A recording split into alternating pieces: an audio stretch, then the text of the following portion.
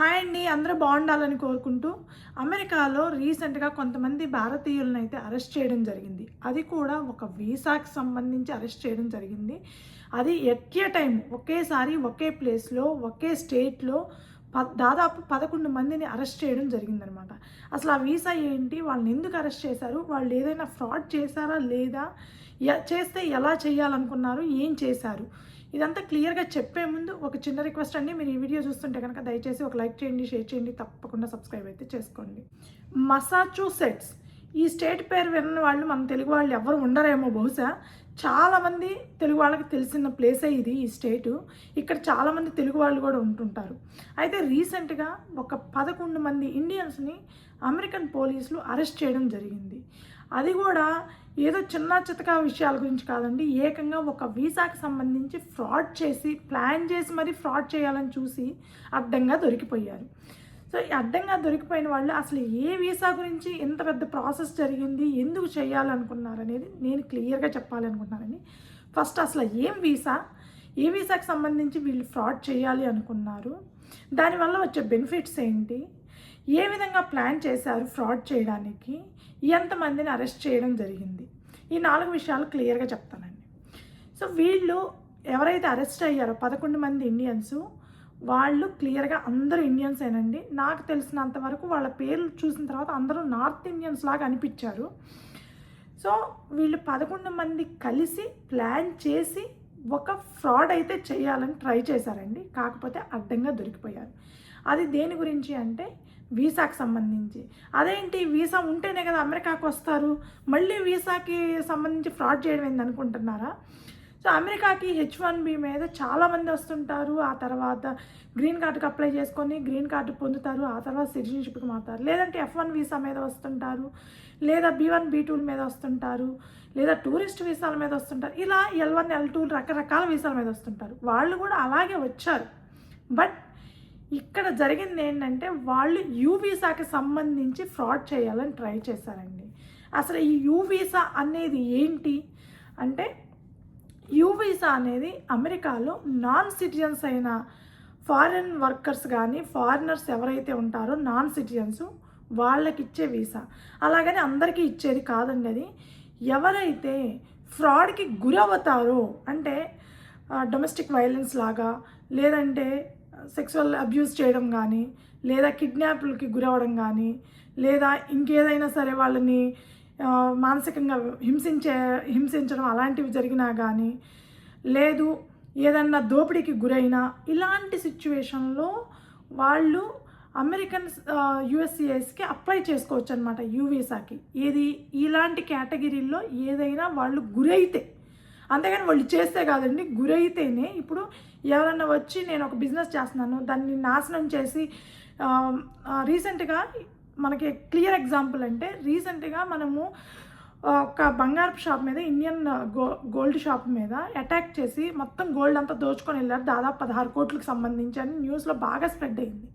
So అలాంటి వాటికి ఏదన్నా గురైనా అంటే ఆ షాప్ ఓనర్ కానీ, లేదా మనల్ని ఎవరన్నా కిడ్నాప్ చేసి అమెరికాలో హింసించుంటే కానీ, లేదా డొమెస్టిక్ వైలెన్స్, అది సహజంగా ఇక్కడ చాలా జరుగుతూ ఉంటాయి, మన ఇండియన్స్ కూడా చేస్తుంటారు అన్నమాట. అలా డొమెస్టిక్ వైలెన్స్కి గురైనా, సో ఎవరైనా మనల్ని కిడ్నాప్ చేసినా, లేదా పిల్లల్ని కానీ పెద్దవాళ్ళని కానీ ఎవరన్నా సెక్సువల్గా అబ్యూస్ చేసినా, ఇలాంటి సిచ్యువేషన్లో మనం అప్లై చేసుకోవచ్చు అనమాట. ఎవరైతే గురవుతారో, ఎవరైతే ఆ బాధను ఫేస్ చేస్తారో వాళ్ళు యూ వీసాకి అప్లై చేసుకోవచ్చు. అలా యూ వీసాకి అప్లై చేయాలంటే వాళ్ళకి లీగల్గా సాక్ష్యాలు ఉండాలి. ఏదో పోలీస్ శాఖ వాళ్ళు కానీ, లేదంటే అటార్నీస్ కానీ కోర్టులో వాళ్ళ తరపున వీళ్ళు మాకు పోలీస్ డిపార్ట్మెంట్కి హెల్ప్ చేశారు, వీళ్ళు ఇలా ప్రాబ్లం ఫేస్ చేశారు, ఇవిగోండి సాక్ష్యాలను సబ్మిట్ చేస్తే, సో అటార్నీ కానీ లేదంటే పోలీస్ డిపార్ట్మెంట్ వాళ్ళు కానీ ఒక సర్టిఫికేట్ ఇస్తారు. సో వీళ్ళు నిజంగానే ఈ బాధితులు, దీనికి సంబంధించి బాధితులు, వీళ్ళు పోలీస్ శాఖకి హెల్ప్ చేశారు అని చెప్పి ఒక సర్టిఫికేట్ ఇవ్వడం జరుగుతుందన్నమాట. సో ఆ సర్టిఫికేట్ని బేస్ చేసుకొని యుఎస్సిఎస్ వాళ్ళకి యూ వీసాకి అప్లై చేసుకోవచ్చు. ఆ యూ వీసాకి అప్లై చేసుకుంటే అది మనకి 4 ఇయర్స్కి ఇస్తారనమాట యూ వీసా అనేది. అలా ఇచ్చిన వీసా మీద వీళ్ళు వర్క్ పర్మిట్ తోటి వర్క్ చేసుకోవచ్చు, ఏ వర్క్ అయినా చేసుకోవచ్చు, 4 ఇయర్స్ ఎలాగైనా హ్యాపీగా ఉండొచ్చు అనమాట. సో ఫ్రాడ్లెంట్ యాక్టివిటీస్ చేయకుండా పోలీస్ డిపార్ట్మెంట్కి ఏదైనా హెల్ప్ కావాలంటే చేస్తూ అలా హ్యాపీగా 4 ఇయర్స్ ఉండొచ్చు. కాకపోతే 4 ఇయర్స్లో 3 ఇయర్స్ కంప్లీట్ అయిన తర్వాత వీళ్ళు డైరెక్ట్గా గ్రీన్ కార్డుకి కూడా అప్లై చేసుకునే అవకాశం ఉందన్నమాట. సో వీళ్ళకి గ్రీన్ కార్డు అనేది చాలా ఫాస్ట్గా వస్తుంది, ఎందుకంటే ఇలాంటి కేసులు చాలా తక్కువ ఉంటాయి. సో దాని మీద యూ వీసా ఇవ్వడం, యూ వీసా మీద నుంచి గ్రీన్ కార్డుకి మూవ్ అవ్వడం అనేది చాలా తక్కువ పర్సెంటేజ్ ఉంటుంది. సో వాళ్ళ green card within 6 months 1 year లోపే వచ్చేస్తుంది అనమాట. ఆ యూ వీసా టైం అయిపోయే లోపే వాళ్ళ గ్రీన్ కార్డు వచ్చే అవకాశం ఉంటుంది. సో ఇలాంటి యూ వీసాకి సంబంధించే వాళ్ళు ఫ్రాడ్ చేయడం జరిగిందనమాట.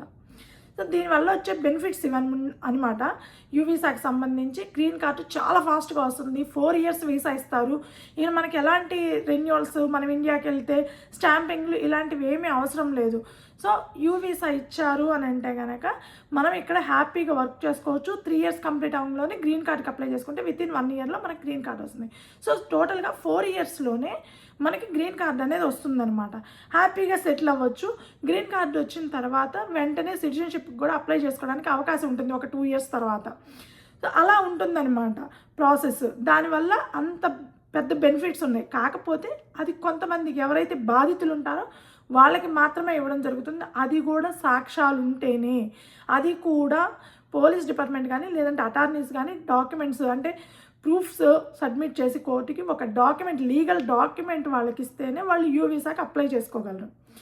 అయితే ఇప్పుడు అరెస్ట్ అయిన 11 మంది ఇండియన్స్ చేసిన ఫ్రాడ్ ఏంటంటే వీళ్ళందరూ ఈ 11 మంది కలిసి ఒక ఫ్రాడ్లెంట్ యాక్టివిటీ, యూ వీసా కావాలి అని చెప్పి ఒక ఫ్రాడ్లెంట్ యాక్టివిటీ అయితే స్టార్ట్ చేశారండి.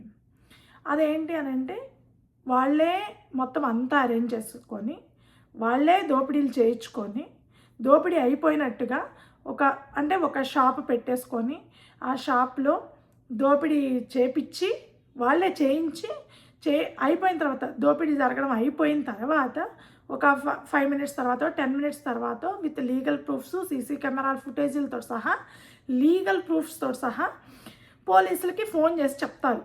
పోలీసులు వచ్చి ఎంక్వైరీ చేస్తే ఈ లీగల్ ప్రూఫ్స్ అన్నీ చూపిస్తారనమాట. చూపించిన తర్వాత ఈవెన్ అక్కడ ఉండే క్లర్క్ కానీ అందరూ వాళ్ళే 11 మంది. సో అలా చూపించిన తరువాత వీళ్ళు క్లెయిమ్ చేస్తారనమాట.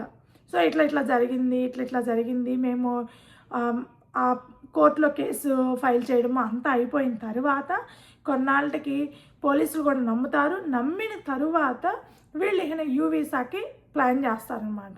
ఇది యాక్చువల్గా వాళ్ళు చేసింది. ఈ 11 మంది కలిసే ఇలాంటిది ఒకటి ప్లాన్ చేసి, దోపిడీ అనేది ఒకటి ప్లాన్ చేసి, వాళ్ళ మీద ఎవరో అటాక్ చేస్తున్నట్టుగా ప్లాన్ చేసి, వాళ్ళదంతా దోచుకున్నట్టుగా, వాళ్ళు ఆ బాధితులైనట్టుగా ప్లాన్ చేసి యూ వీసాకి అప్లై చేయాలి అనుకున్నారు. కాకపోతే ఇందులో నిజాలు బయటపడటం వల్ల చాలా ఈజీగా పోలీసులు అరెస్ట్ చేశారు. ఇప్పుడు వాళ్ళు ఎప్పటికీ బయటికి రాలేనంత పెద్ద శిక్షలు పడతాయి. ఎందుకంటే దోపిడీ చేయించడము ఒక ఎత్తు అయితే పోలీసుల్ని మోసం చేయడం అనేది, గవర్నమెంట్ని మోసం చేయడం అనేది పెద్ద పనిష్మెంట్ అనమాట ఇక్కడ. సో దానికోసమే ఈ 11 మందిని అరెస్ట్ చేయడం జరిగింది. వాళ్ళ మీద కేసులు కూడా ప్రూవ్ అయ్యే అవకాశమే ఎక్కువగా ఉంది, ఎందుకంటే క్లియర్గా అన్ని ఎవిడెన్సెస్ ఉన్నాయి కాబట్టి. ఇలా ఇదొక్కటే జరిగింది అమెరికాలో. అంత ఈజీగా ఎలా కనిపెట్టారంటే ఇదొక్కటి జరగలేదండి, ఇదివరకు కూడా ఇలాంటివి జరిగినాయట.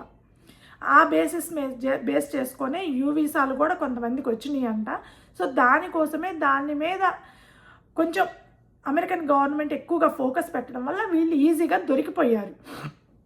సో ఇండియన్స్ ఇలా చేయడం అనేది దరిద్రం అండి. ఎందుకంటే ఆల్రెడీ మన మీద కొద్దో గొప్ప హేట్ రేట్ అనేది కొంచెం పెరుగుతుందనమాట. ఇలాంటి సిచ్యువేషన్లో షాప్ లిఫ్టింగ్లని, ఇట్లాంటి యూ వీసాకి అప్లై చేసుకోవడానికి, త్వరగా గ్రీన్ కార్డ్ రావడం కోసం ఇలాంటి దరిద్ర పనులు చేయడం కానీ ఇలాంటివి చేయడం వల్ల ఇండియన్స్ పరువు ఇంకాస్త దిగజార్చుతున్నారనమాట. అంత దరిద్రంగా తయారైంది పరిస్థితి అమెరికాలో. ఎంతకైనా దిగజారిపోయేటట్లు ఉన్నారు. మనం అమెరికాలో ఉండాలి అని అంటే లీగల్గా ఉండాలి, లీగల్గా వీసా మీద రావాలి, లీగల్గా అప్లై చేసుకోవాలి, లీగల్గానే గ్రీన్ కార్డు రావాలి. అప్పుడు మనకి ఎలాంటి ప్రాబ్లం ఉండదు.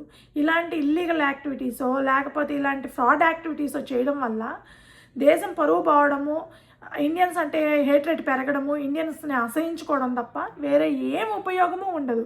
వాళ్ళేమన్నా ఇప్పుడు ఉపయోగం పొందారంటే లేదు. ఎవరో ఎప్పుడో చేసి వాళ్ళు బాగానే ఉన్నారు. వాళ్ళని చూసి ఇంకొకళ్ళు మొదలుపెట్టారు. ఇప్పుడు దొరికిపోయారు. ఇప్పుడేం చేస్తారు? ఇక మీద ఎవరైనా యూ వీసాకి అప్లై చేసుకుంటే మాత్రం అస్సలు ఇవ్వరు. ఎందుకంటే 1కి 10 సార్లు ఎంక్వైరీ చేసుకొని నిజంగా జరిగి ఉంటేనే ఇచ్చే అవకాశం ఉంది. కానీ ఇట్లాంటివన్నీ బయటపడుతుంటే ఎవరండి ఇచ్చేది? యూ వీసాలే కాదు, ఏ వీసాలు ఇవ్వరనమాట. సో ఆల్రెడీ H1Bకి కావాల్సిన రెస్ట్రిక్షన్స్ పెట్టారు. అన్ని రెస్ట్రిక్షన్స్ మీద రెస్ట్రిక్షన్స్ పెడుతూ వస్తున్నారు ఇమిగ్రేషన్కి సంబంధించి. మళ్ళీ ఈ మధ్యలో ఇలాంటివన్నీ బయటపడుతూ ఉంటే కొత్తగా ఇండియన్స్ ఎవరైనా అమెరికాకి రావాలనుకుంటే ఏ వీసాకి సంబంధించి అయినా ఎక్కడ రానిస్తారు? ఇలాంటి రెస్ట్రిక్షన్స్ పెడతా వస్తారనమాట. సో ఇదండి యూ వీసాకి సంబంధించి ఇండియన్స్ చేసిన అతిపెద్ద ఫ్రాడ్ అమెరికాలో. సో యూ వీసా అనేది ఎవరికి పడితే వాళ్ళకి ఇచ్చేది కాదు. కానీ అది ఇచ్చారు అని అంటే ఖచ్చితంగా వాళ్ళు బాధితులు అయ్యి ఉండాలి. దాని మీద మంచి బెనిఫిట్సే ఉన్నాయి. కాకపోతే ఎవరికి పడితే వాళ్ళకి ఇచ్చేది కాదనమాట. సో ఈ వీడియో మీకు నచ్చుంటే కనుక యూ వీసా ఫ్రాడ్ మీరు లైక్ చేయండి, సబ్స్క్రైబ్ చేసుకోండి, అలాగే షేర్ చేయండి. Thank you.